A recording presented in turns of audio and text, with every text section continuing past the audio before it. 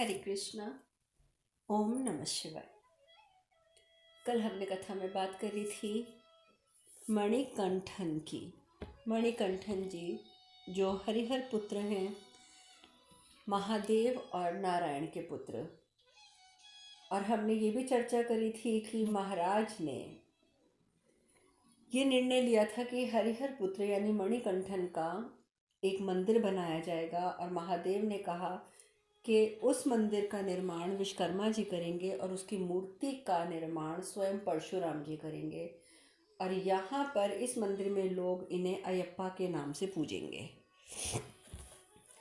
इसके साथ साथ हमने ये चर्चा की थी कि पर्वत फटने पर एक व्यक्ति उसमें से निकलता है। जब पर्वत के अंदर का भी पर्वत फटता है तो एक व्यक्ति उसमें से निकलता है जिसके हाथ में एक त्रिशूल है, लकड़ी का त्रिशूल, और वो उस त्रिशूल के सहारे खड़े होने का प्रयास करता है। सब नतमस्तक होकर प्रणाम करते हैं, क्योंकि कब से, जब से वो लोग पैदा हुए हैं तब से वो लोग उस पर्वत को देख रहे थे, और अचानक आज वो पर्वत फटता है। पर्वत के अंदर से एक और पर्वत निकलता है और उस अंदर वाले पर्वत में से एक व्यक्ति निकलता है। तो ये बात तो सबके लिए मान्य हो जाती है कि ये व्यक्ति कोई खास ही जीवात्मा है जो पर्वत के अंदर कल्पों से निवास कर रहा है और जीवित है, इसीलिए सब नतमस्तक होते हैं।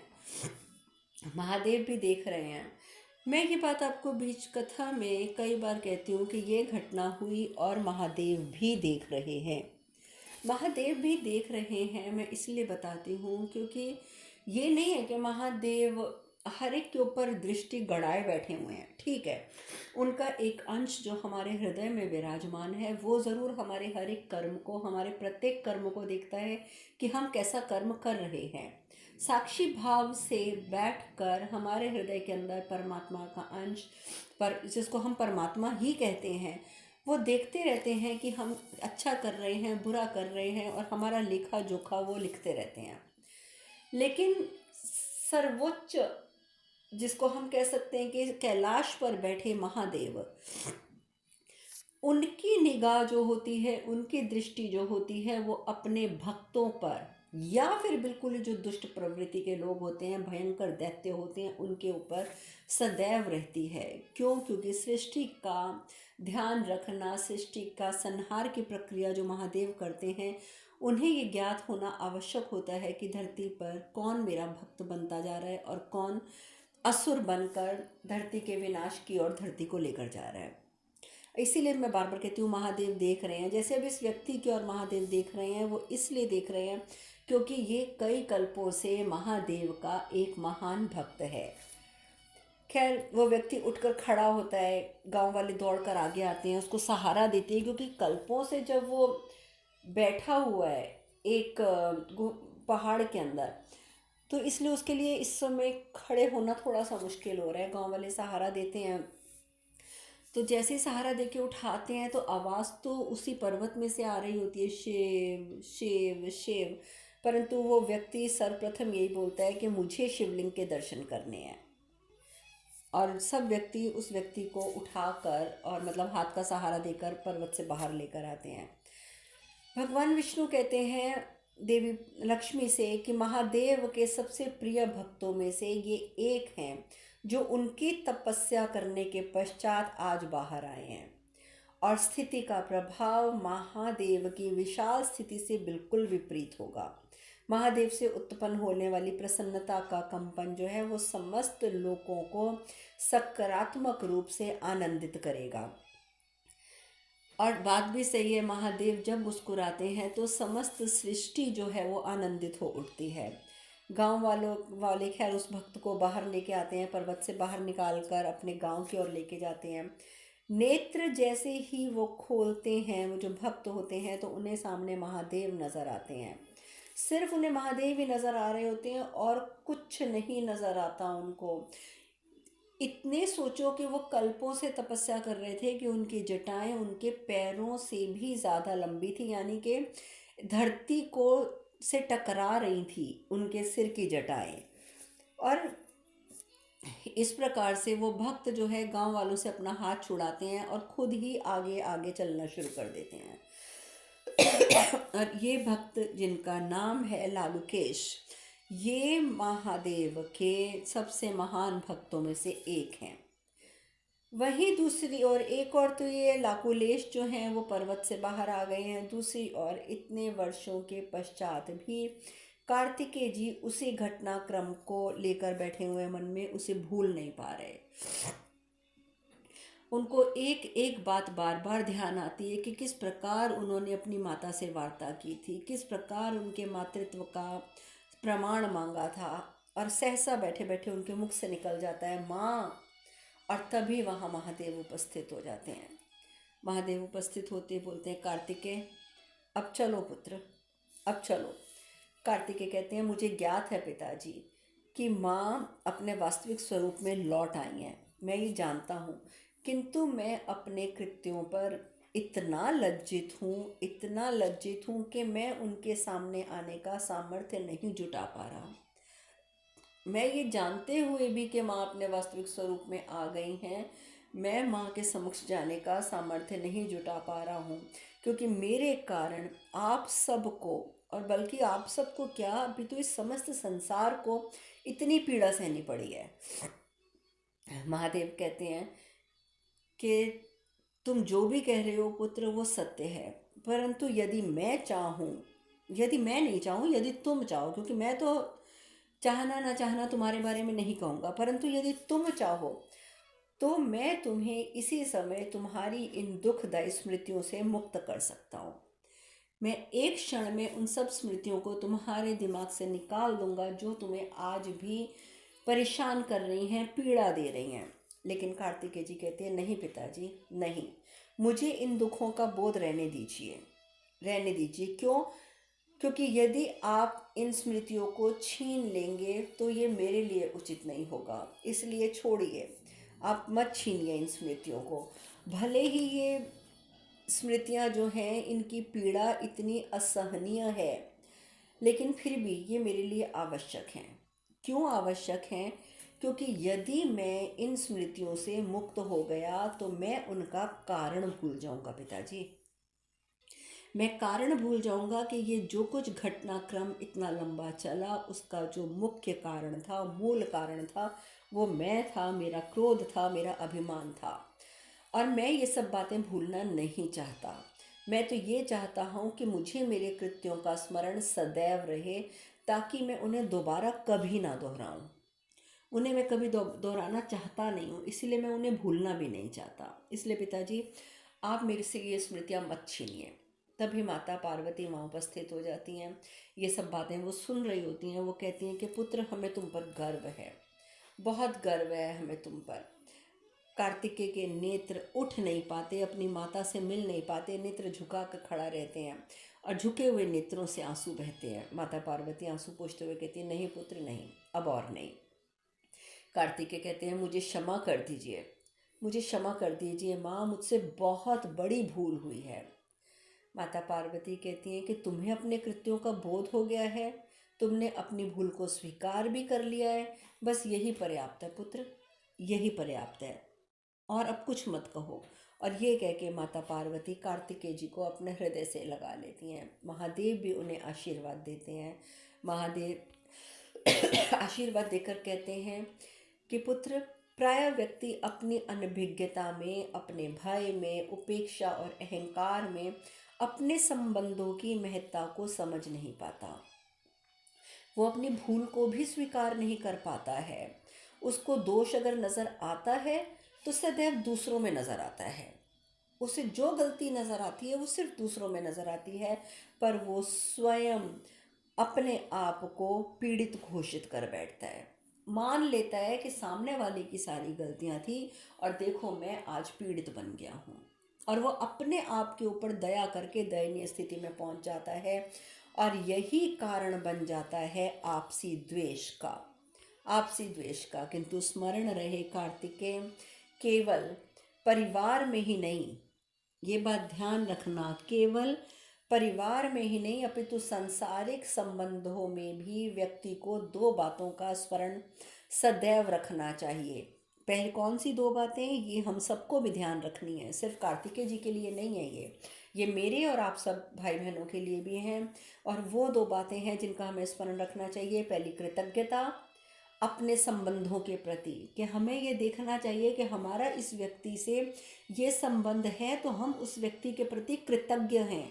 हमेशा ग्रेटिट्यूड की भावना रखिए, हमेशा धन्यवाद की भावना रखिए, कृतज्ञ और आभार की भावना रखिए कि उस व्यक्ति के साथ हमारा ये संबंध है तो हम उसके आभारी हैं। और दूसरी बात जो हमें ध्यान रखनी है, स्मरण रखनी है, वो है क्षमा।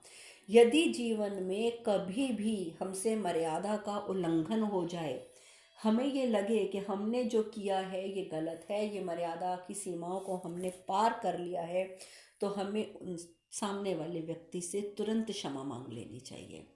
तो जब आप कृतज्ञता का भाव रखेंगे और क्षमा का भाव रखेंगे, इन दोनों बातों का कभी नहीं भूलेंगे, तो आप इतना याद रखिएगा कि इन दोनों भावनाओं को, दोनों बातों को व्यक्त करने से व्यक्ति जो है वो अपने संबंधों को बहुत अच्छी तरीके से निभा सकता है। इसीलिए महादेव कहते हैं कि कृतज्ञता और क्षमा, इन दोनों को व्यक्त करने में कभी विलंब या संकोच नहीं करना चाहिए। कभी भी विलंब और संकोच नहीं करना चाहिए।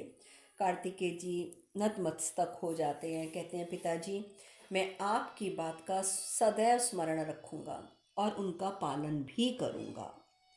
और इस प्रकार से कार्तिकेय जी को लेकर महादेव और माता पार्वती कैलाश की ओर प्रस्थान कर जाते हैं। नारद मुनि जो ऊपर से सब देख रहे हैं, ब्रह्मा जी, विष्णु जी, नारद मुनि कहते हैं सबसे अधिक प्रसन्न तो देवराज इंद्र हो रहे होंगे कि समस्या टल गई। नारद मुनि को भी बस मजा आता है इंद्रदेव की टांगे खींचने में। कहते हैं सबसे ज्यादा प्रसन्न तो इंद्रदेव होंगे कि उनकी समस्या टल गई। देखो देवों को सॉरी, देवों को उनके सेनापति भी वापस मिल गए हैं, महेशी का भी वध हो गया है, तो सारी समस्या इंद्रदेव की तो टल गई ना। भगवान विष्णु कहते हैं कि अब कैलाश से प्रसन्नता की ऐसी तरंग उठने वाली है जो समस्त ब्रह्मांड को अपनी अनुभूति कराएगी, समस्त ब्रह्मांड में प्रसन्नता फैल जाएगी। इस प्रकार से जो एक अध्याय चल रहा था भ्रमरी देवी का और अरुणासुर का, वो अध्याय अंततः पूर्ण हुआ।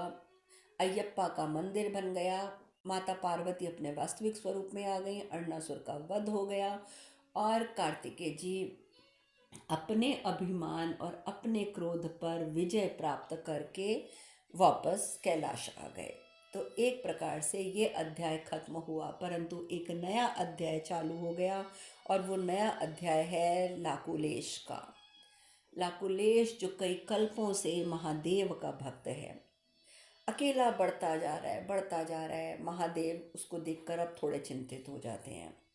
उनके सामने अचानक माता पार्वती माता सती की सारी स्मृतियाँ आ जाती हैं कि कैसे सती माता का उनसे प्रेम करना, फिर किस प्रकार विवाह होना और किस प्रकार सती माता का महादेव की बात ना मानना और अंततः अपना आत्मदाह कर लेना। ये स्मृतियाँ उन्हें आकर बहुत ही ज़्यादा विचलित कर देती हैं। तभी माता पार्वती आ जाती हैं।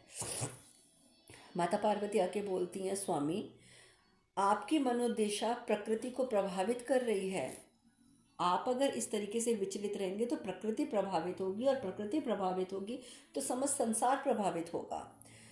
पर मुझे समझ नहीं आ रहा स्वामी, अभी कुछ क्षण पूर्व तो आप अत्यंत प्रसन्न थे, क्या आपके सबसे प्रिय भक्त लकुलेश साधना से बाहर आ गए हैं?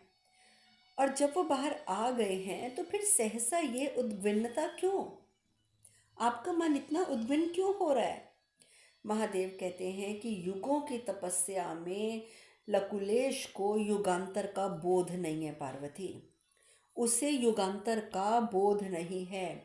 कल्पों से होते आ रहे परिवर्तन जो हैं वो उसे स्वीकार्य नहीं होंगे, वो उन्हें स्वीकार्य कर ही नहीं पाएगा। मुझे बस इसी बात की चिंता है।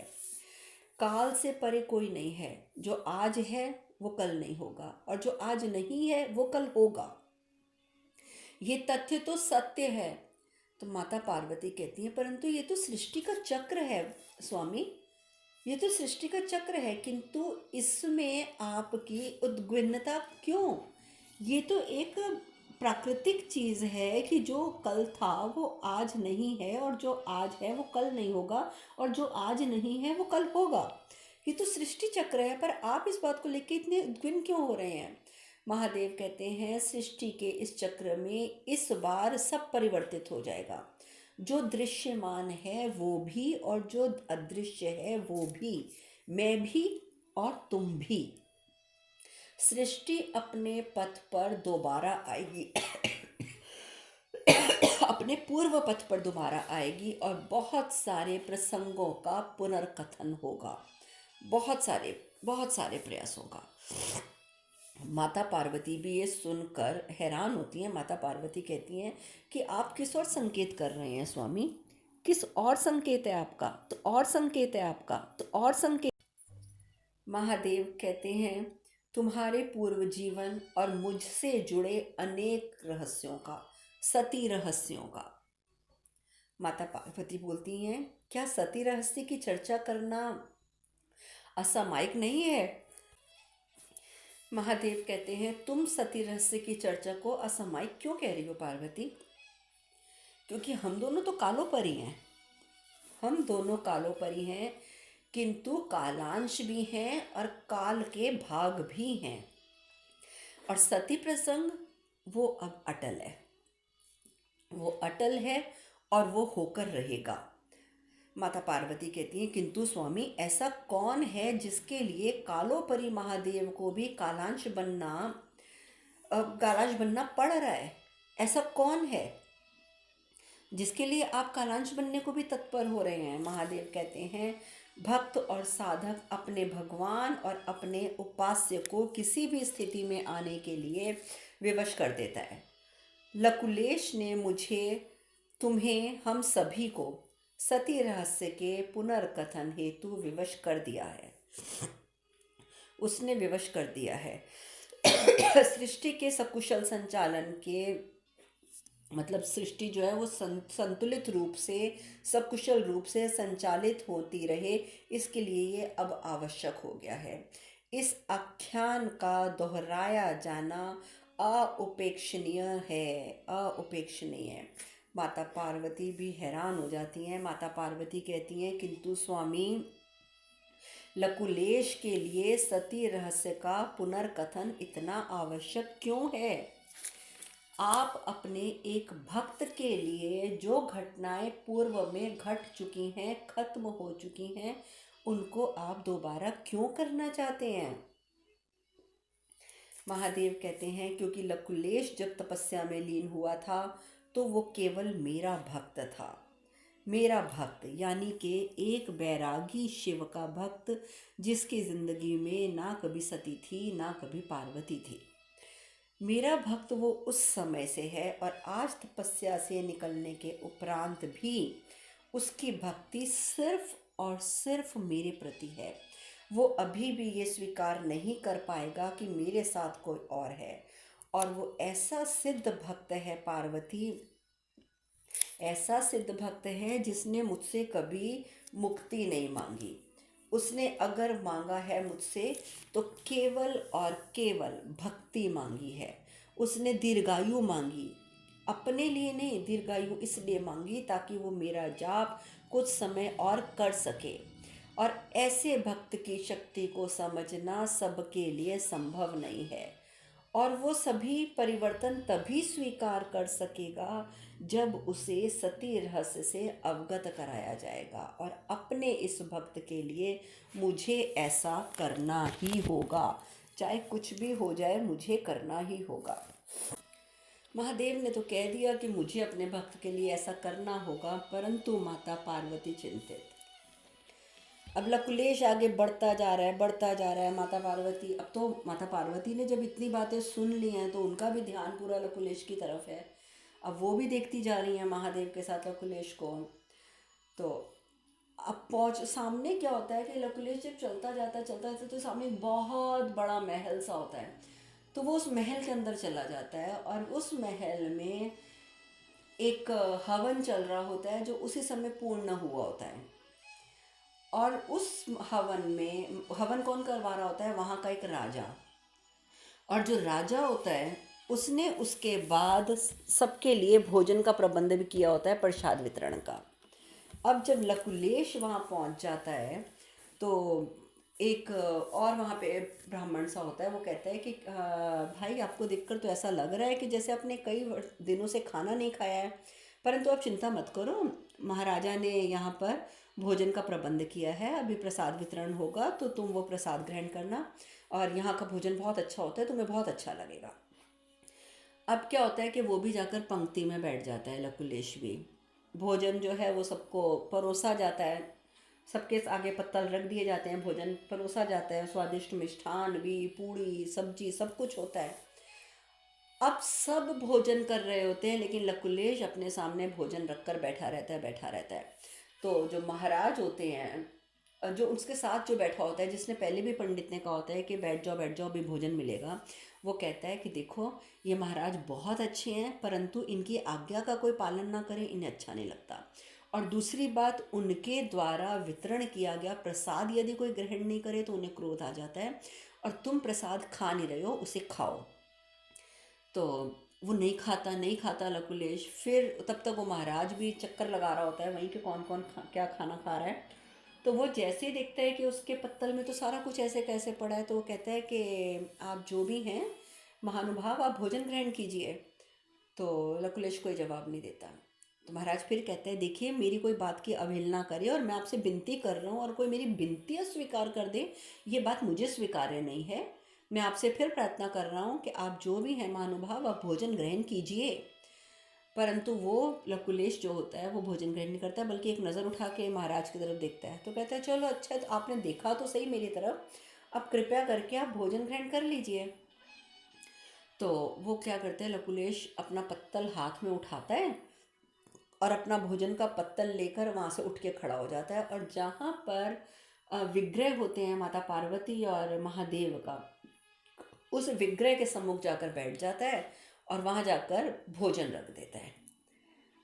अब जैसे ही भोजन रखता है वहाँ पे, तो माता पार्वती कहती हैं, देखा स्वामी आपने, लकुलेश भोजन इसलिए नहीं कर रहा था क्योंकि वो पहले हमें भोग लगाना चाहता है। महादेव कहते हैं, पार्वती यही तो समस्या है कि वो भोग लगाना चाहता है लेकिन केवल मुझे, तुम्हें नहीं। और वाकई ही लकुलेश क्या करता है, सबके देखते देखते महादेव की प्रतिमा को उठाता है, और जहाँ उसने जो जैसे मंदिर की सीढ़ियाँ होती हैं, तो सीढ़ी पे, जिस सीढ़ी पे उसने भोजन रखा होता है, उस सीढ़ी पर वो महादेव की प्रतिमा को रख देता है, सिर्फ महादेव की प्रतिमा को। अब राजा जो होता है वो तो देखता रह जाता है कि पार्वती की प्रतिमा को उसने नहीं उठाया, माता पार्वती की और महादेव की प्रतिमा को अलग रखकर और अपने समक्ष रख के बैठ गया है। तो एक सैनिक चिल्लाता भी है, मूर्ख क्या कर रहा है ये, तू देवी पार्वती से कैसे अलग कर सकता है महादेव को। लेकिन महाराज उसको रोक देते हैं, कहते रुको तो सही, देखने दो ये मूर्ख करता क्या है। अच्छा जी, अब राजा रोक देता है। अब वो क्या करता है, लकुलेश जो होता है भोजन का एक कोर अपने हाथ में लेता है पूड़ी का, और कहता है, शिव शिव खाओ, शिव खाओ इसे, खाओ। अब अब देखो वो, अब इतने युगों से वो तपस्या कर रहा होता है और उसकी स्मृतियों में केवल शिव शिव होते हैं, केवल शिव, वही वैरागी शिव। तो इसलिए वो माता पार्वती की तरफ तो देखता नहीं, वहां से तो उसने विग्रह उठा ली। अब वो पीछे पड़ जाता है, शिव सुना नहीं तुमने, मैंने क्या कहा, खाओ खाओ। तुम्हें इतना भी ज्ञात नहीं है कि मैं कल्पों से तुम्हारा नाम जप रहा हूँ, भूखा प्यासा, मुझे भी भूख लगी है, और तुम अच्छी तरह जानते हो शिव, जब तक तुम नहीं खाओगे तब तक मैं नहीं खाऊंगा, इसलिए मैं कह रहा हूँ खाओ। अब नहीं, शिव मतलब महादेव जो होते हैं वो देख रहे हैं ऊपर से, लेकिन वो जान के अभी नहीं खाते हैं। अब वो जो लकुलेश होता है वो अड़ा रहता है, जल्दी खाओ अन्यथा मुझे स्मरण है कि तुम कैसे खाओगे, नहीं खाओगे तो सोच लो। और अपना त्रिशूल जैसा जो डंडा होता है ना, उसको हाथ में उठा लेता है और उठा के बोलता है, शिव मैं आखिरी बार कह रहा हूँ खा ले, वरना ये देख रहे हो ना क्या है मेरे हाथ में। और देखो, ये होता है महादेव की भक्ति का एक ढंग, क्योंकि महादेव स्वयं कहते हैं कि मेरी भक्ति का कोई भी ढंग जो है वो पूर्व निर्धारित नहीं है। महादेव ने कभी कोई नियम नहीं बनाए कोई भक्ति में उन्होंने ये निर्धारित नहीं किया कि मेरी भक्ति कैसे होगी, क्योंकि महादेव ने यदि महत्ता दी है तो वो दी है भक्त के महादेव के प्रति भाव की, भक्त की मंशा की, भक्त के भाव की, इसको महत्ता देते हैं महादेव। महादेव ने कभी और किसी चीज़ को महत्ता नहीं दी। महादेव तो कहते हैं कि मैं सिर्फ भक्त का भाव देखता हूँ कि मैं भक्त के भाव में हूँ या नहीं हूँ। महादेव का कहना है कि यदि भक्त में मेरे प्रति भाव नहीं है अर्थात मैं ही नहीं हूँ।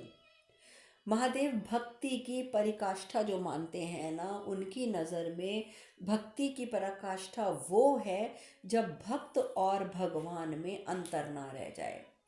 महादेव जो है वो कभी कर्म कांड नहीं मानते, कर्म कांडों की ओर ध्यान नहीं देते। वो यदि मानते हैं तो सिर्फ प्रेम को देखते हैं, तो सिर्फ प्रेम को।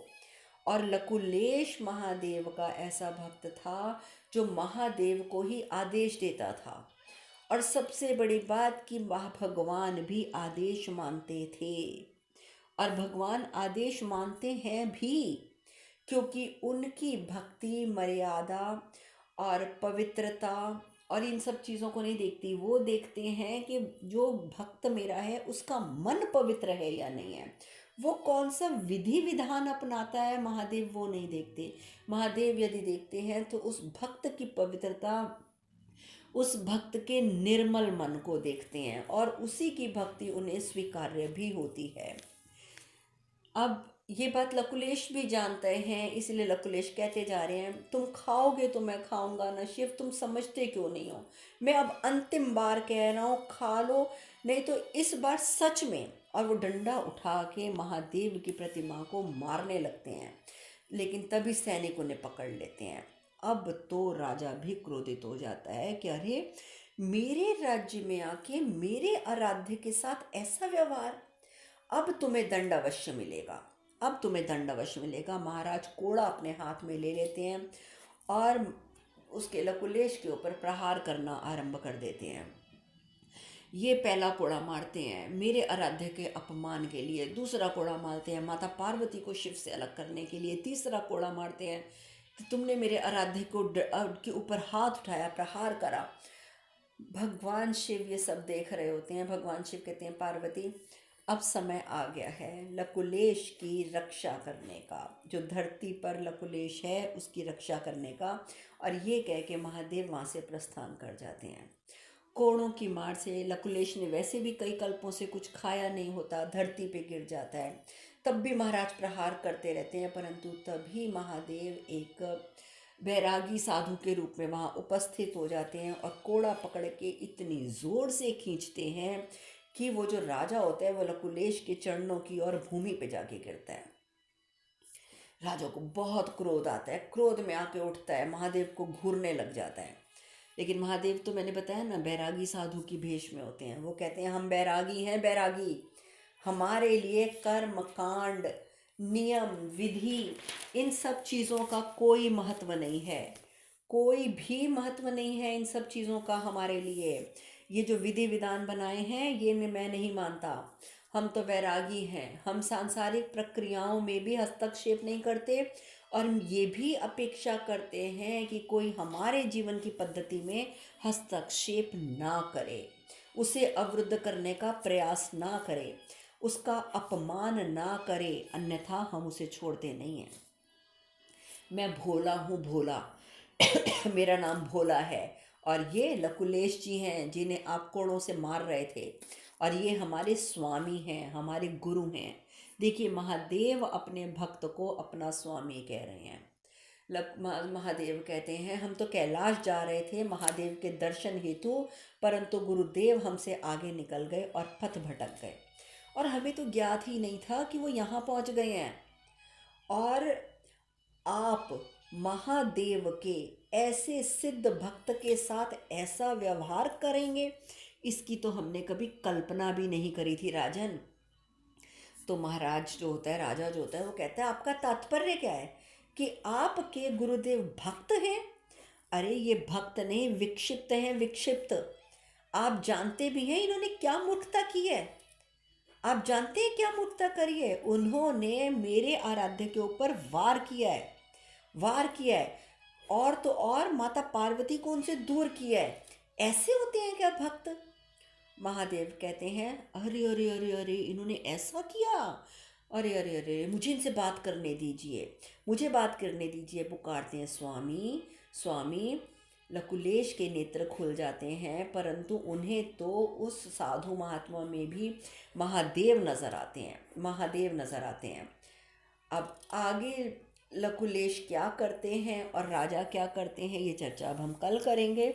आज कथा में यहीं विश्राम लेंगे। हरे कृष्ण कृष्ण कृष्ण हरे हरे, हरे राम राम राम हरे हरे। आप सब खुश रहें, सुखी रहें, स्वस्थ रहें। हरे कृष्णा। ओम नमः शिवाय, ओम नमः शिवाय, ओम नमः शिवाय, ओम नमः शिवाय, ओम नमः